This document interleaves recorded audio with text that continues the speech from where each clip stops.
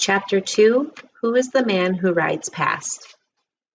Tell me a story, Anne-Marie, begged Kirsty as she snuggled beside her sister in the big bed they shared.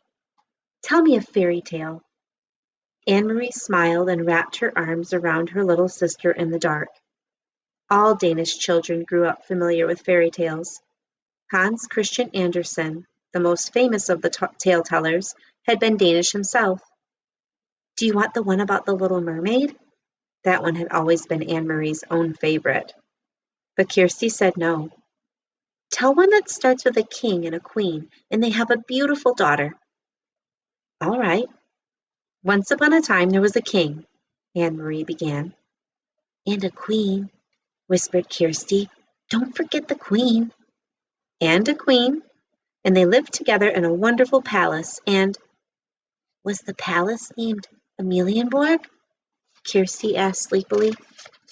Shh, don't keep interrupting, or I'll never finish the story. No, it wasn't Amelienborg. It was a pretend palace. Anne-Marie talked on, making up a story of a king and queen and their beautiful daughter, Princess Kirsten. She sprinkled her tale with formal balls, fabulous gold-trimmed gowns, and feasts of pink frosted cupcakes, until Kirsty's deep, even breathing told her that her sister was sound asleep. She stopped, waited for a moment, half expecting Kirsty to murmur, Then what happened? But Kirsty was still. Anne-Marie's thoughts turned to the real king, Christian X, and the real palace, Amelienborg, where he lived, in the center of Copenhagen. How the people of Denmark loved King Christian! He was not like fairy tale kings, who seemed to stand on balconies giving orders to subjects, or who sat on golden thrones, demanding to be entertained and looking for suitable husbands for their daughters.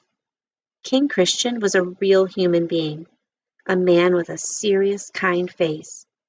She had seen him often when she was younger. Each morning, he had come from the palace on his horse, Jubilee, and ridden alone through the streets of Copenhagen, greeting his people. Sometimes when Anne-Marie was a little girl, her older sister Lise had taken her to stand on the sidewalk so that she could wave to King Christian. Sometimes he had waved back to the two of them and smiled. Now you are special forever, Lise had told her once, because you have been greeted by a king. Anne-Marie turned her head on the pillow and stared through the partly open curtains of the window into the dim September night. Thinking of Lise, her solemn, lovely sister, always made her sad. So she turned her thoughts again to the king, who was still alive, as Lise was not. She remembered a story that Papa had told her, shortly after the war began, shortly after Denmark had surrendered and the soldiers had moved in overnight to take their places on the corners. One evening, Papa had told her that earlier he was on an errand near his office, standing on the corner waiting to cross the street, when King Christian came by on his morning ride. One of the German soldiers had turned, suddenly, and asked a question of a teenage boy nearby. Who is that man who rides past here every morning on his horse? The German soldier had asked. Papa said he had smiled to himself, amused that the German soldier did not know. He listened while the boy answered. He is our king, the boy told the soldier. He is the king of Denmark. Where is his bodyguard? The soldier had asked. And do you know what the boy said? Papa had asked Anne-Marie. She was sitting on his lap. She was little then, only 7 years old. She shook her head, waiting to hear the answer. The boy looked right at the soldier, and he said, All of Denmark is his bodyguard. Anne-Marie had shivered. It sounded like a very brave answer. Is it true, Papa? She asked. What the boy said? Papa thought for a moment. He always considered questions very carefully before he answered them.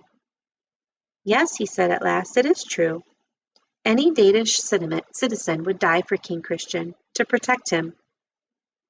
You too, Papa? Yes. And Mama? Mama too. Anne-Marie shivered again. Then I would too, Papa, if I had to. They sat silently for a moment. From across the room, Mama watched them. Anne-Marie and Papa, and she smiled. Papa had been crocheting that evening 3 years ago, the lacy edging of a pillowcase, part of Lee's trousseau. Her fingers moved rapidly, turning the thin white thread into an intricate narrow border. Lise was a grown-up girl of 18 then, about to be married to Peter Nielsen. When Lise and Peter married, Mama said, Anne-Marie and Kirsty would have a brother for the very first time.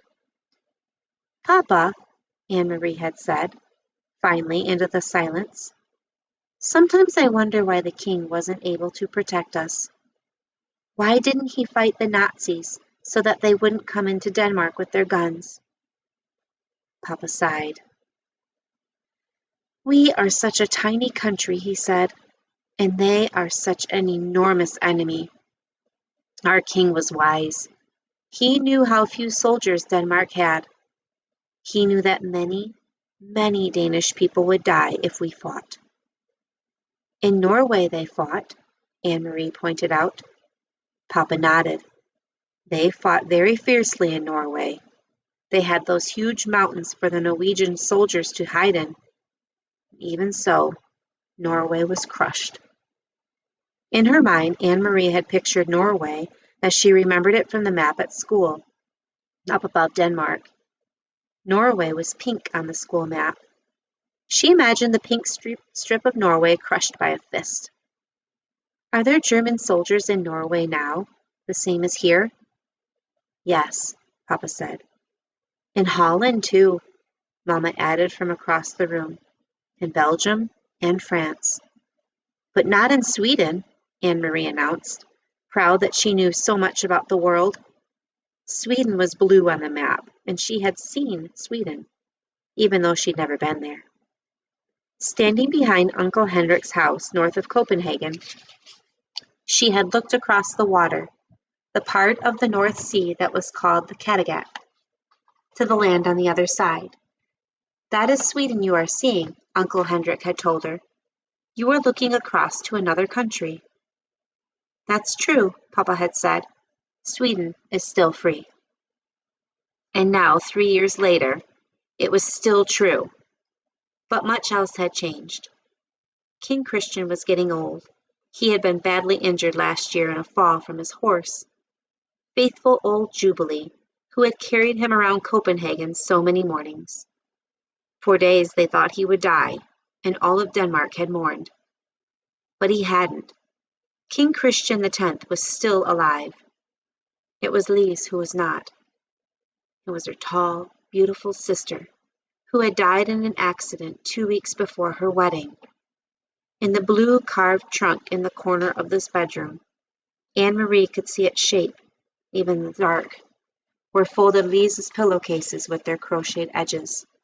Her wedding dress, with its hand-embroidered neckline, unworn, and the yellow dress that she had worn and danced in, with its full skirt flying, at the party celebrating her engagement to Peter.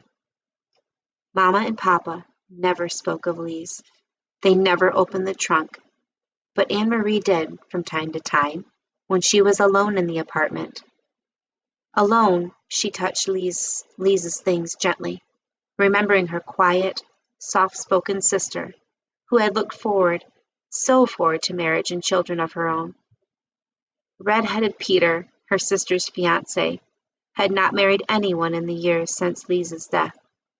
He had changed a great deal. Once, he had been like a fun-loving older brother to Anne-Marie and Kirsty, teasing and tickling and always a source of foolishness and pranks. Now he still stopped by the apartment often, and his greetings to the girls were warm and smiling, but he was usually in a hurry, talking quickly to Mama and Papa about things Anne-Marie didn't understand. He no longer sang the nonsense songs that had once made Anne-Marie and Kirsty shriek with laughter, and he never lingered anymore. Papa had changed too. He seemed much older and very tired, defeated. The whole world had changed. Only the fairy tales remained the same. And they lived happily ever after, Anne Marie recited, whispering into the dark, completing the tale for her sister, who slept beside her, one thumb in her mouth.